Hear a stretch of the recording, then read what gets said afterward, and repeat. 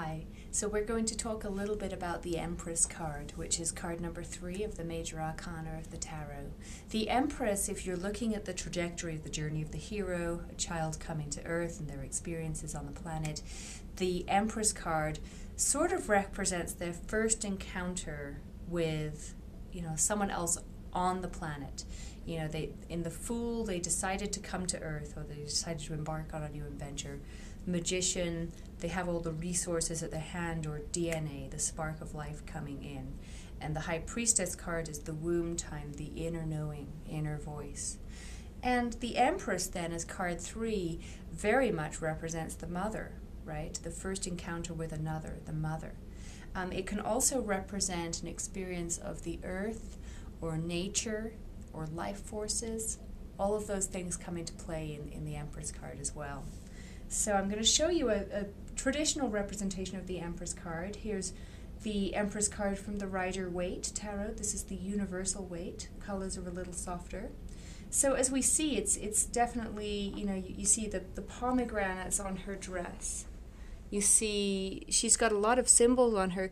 If you really look closely at a lot of the Empress cards, she's actually pregnant. So in a sense, she represents fertility, or a fertile ground for an idea, or creativity. We see wheat down at the bottom of the card, representing the idea of fertility again, fertile earth, beautiful fertile earth. Very often we see a stream in the card, beautiful, luscious greenery in the card, trees or a forest. And she really does represent nature or earth in a lot of aspects. We see this crown of stars on her head. There are 12 stars there. Some people think they represent the stars of the zodiac. You stay right there looking at the Rider deck. I'm going to show you this crown of stars is evident in a lot of different decks. Here's the Hanson Roberts version of the Empress cards. Again, we see the crown of stars. Up here this is now called the Shining Tribe Tarot. When I bought it, it was the Shining Woman Tarot. It's illustrated by Rachel Pollack. Instead of stars on a crown, we see stars in the heavens.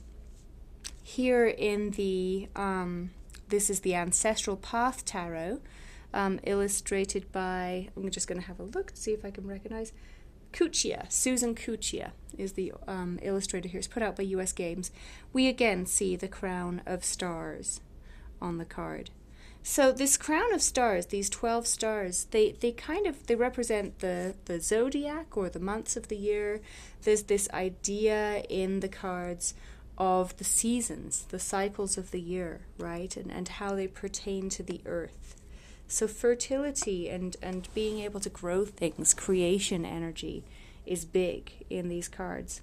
And then we can also see here there's this necklace of pearls, and there are 1, 2, 3, 4, 5, 6, 7 pearls in this card, and 1, 2, 3, 4, 5, 6, 7 pearls in this card here.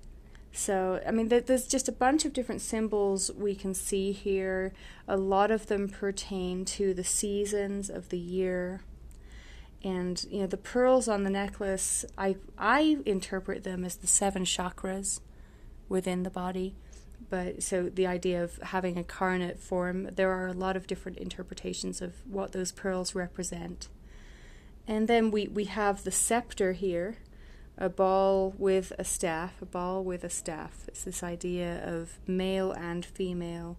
Very often she has a shield. Her shield in the Rider-Waite is a heart with the female symbol on it. Other decks, here's another one with the shield with the female symbol on it. So other decks will have a different symbol on the shield, but the shield is very often present. But at the end of the day, all of these Empress cards, they represent fertility and creation and mother energy. That's basically the name of the game. I'll show you 2 other different interpretations of this card. Here is the Empress card in the Mythic Tarot. And here her crown has turned into a castle, but she's got all of these poppies and wheat, and her dress actually is sort of the same idea of this growth. And instead of the crown of stars, here she has 1, 2, 3, 4, 5, 6, 7, 8, 9, 10, 11, 12 beads on her necklace. So we see the same 12 seasons coming into play again, but they are the colors of the chakras. If you ask me, that's what they represent. So it's this idea of seasons, cosmic seasons, and then energy within the body as well, coming into play.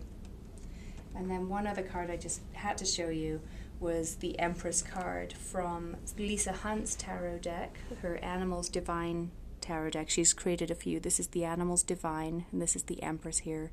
We see these beautiful flowers, animals. You know, she, in many ways, she looks very much like one of the Empresses on the other cards, but in a much more earthy, sense. Lisa Hunt did a great representation here, and she's called her Hera. So there's some representations of the Empress card for you.